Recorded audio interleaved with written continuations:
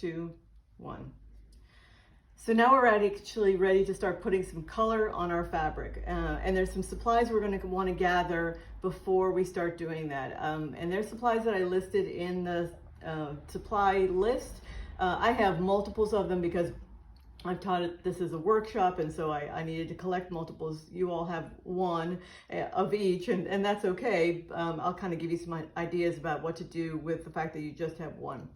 We're going to need these trays. These are leftover from cheese or meat that you buy at the grocery store, and they're just cleaned, and they're going to be where we're going to mix our print paste, which we had previously mixed. It was something that I had asked y'all to do during the course of this week.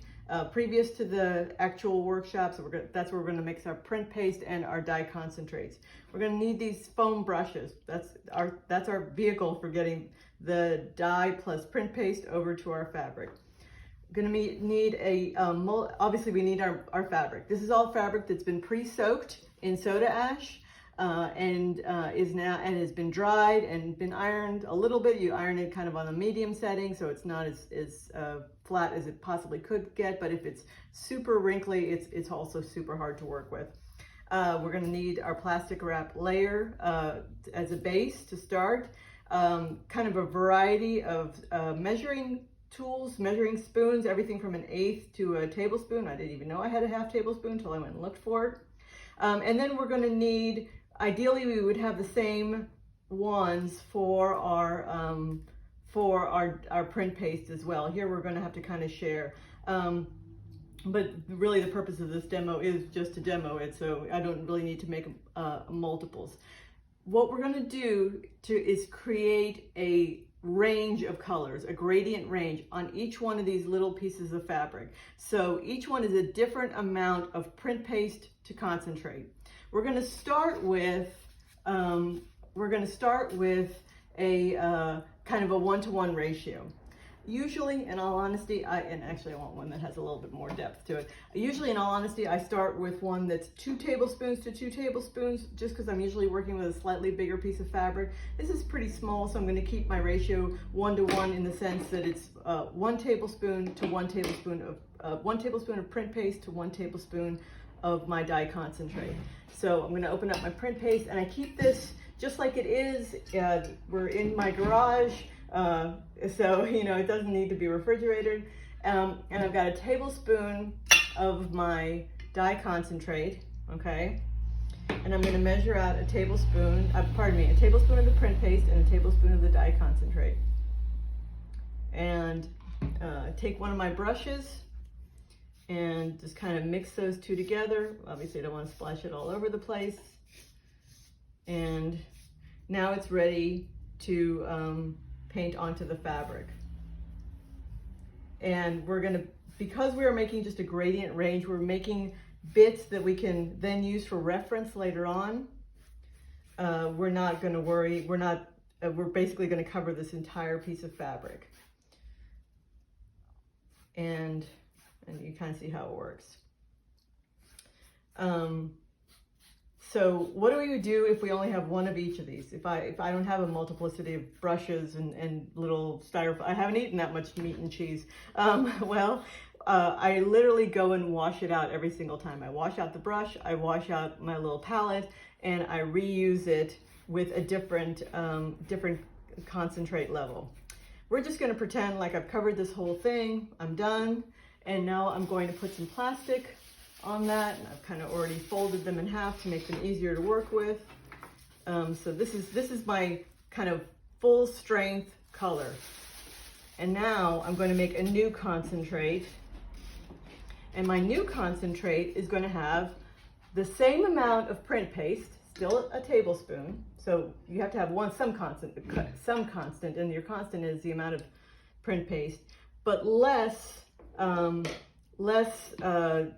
dye concentrate. So same amount of print paste, but less dye concentrate. If I just wanted to use teaspoons, I know that it takes 3 teaspoons to make 2 tablespoons.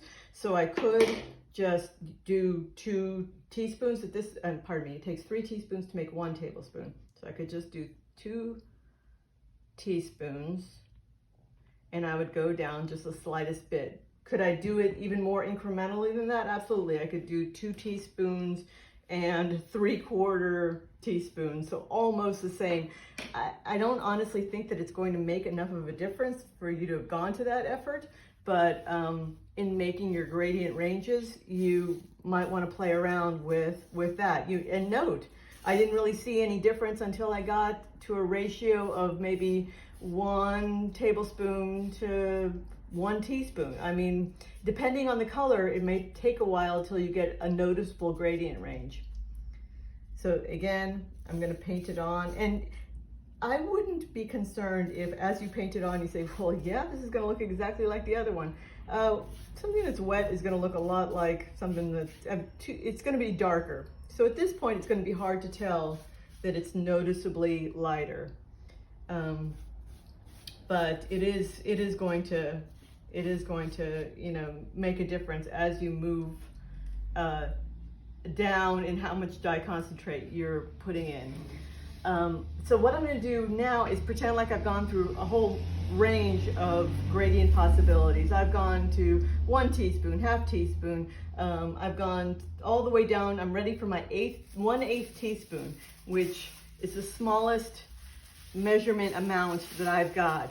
Could I kind of try to eye a 1/16 of an inch, a 1/16 of a tablespoon? Sure, I could. It'd be hard to recreate it over and over again because I am kind of relying on just being able to eye it. But it is possible. So again, I'm going to get since my ratio of print paste remains the same, I'm going to get my tablespoon of print paste. And here you are going to be able to see a vast difference. And my 1/8 of a teaspoon of dye concentrate. You can see even in the dye concentrate, it doesn't make that much of a difference. Take my brush that I've either washed clean because I used it before, or I got a new one. And I'm going to paint it on, and you can see it's substantially different. And I'm going to tell you that what it looks like right now and what it'll wash and dry to are dramatically different. This navy I've noticed compared to say this, and that's what the concentrate I made. This navy I've noticed is a little darker than say indigo at its kind of lightest color. And that's what you're going to find with a lot of colors. Some colors are darker, some colors are lighter across their range. So, and that's my last gradient. You could make as many, well, you could make as many as you can think of increments to create, but you know, you want to make anywhere from 6 to 8 and let that cure for 12 to 24 hours, and then we will rinse it out and we'll see what we got. We want to put a piece of plastic wrap on the top, and it is ready to just kind of cure for a while, and then it'll be ready to go.